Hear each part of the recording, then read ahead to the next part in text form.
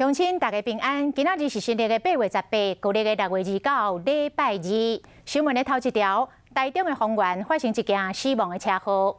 早起，一个32岁、有生31礼拜的妈妈，骑机车载着2岁查囝出门去买早顿，骑到路口的时阵，予后壁一台大吊车来追撞，2岁小女童当场予车链交过。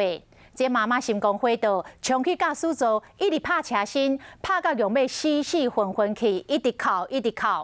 虽然吊车紧急驶退后，但是查囝已经救袂转来了。有心的妈妈情绪非常的激动，都惊会冻着胎气，嘛赶紧来送病院，加在无胎拢平安。讲是这个视线死角造成这件的这个车祸，这个吊车驶就路，无来申请到临时的通行证，罚款9000块。敢是去有翕到吊车驶到路口，头前去弄到乌多摆，乌多摆又倒落去，这个吊车敢若有搞到物件出来，一个穿粉色洋装的孕妇，脱只脚走去吊车驾驶座一直拍。因2岁查某囝被告死，伊情绪失控，有身要8个月啊，身躯无受伤。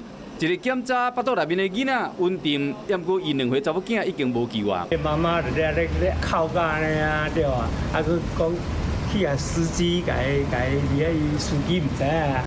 车祸现场伫台中丰原区丰原大道7段甲东洲路口。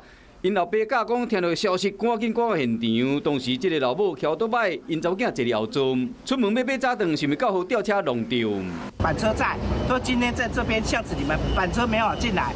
就是用开着进来，规定是不行的。可是这个小条路，你拖车不能进来。调书教唆的同事讲，吊车的驾驶座较悬，有真侪死角。警方调查发现，讲吊车无申请临时的通行证，就驶出来啊。到场的时候，那个吊臂是升上来了，尚未请领临时通行证，不得在道路上行驶。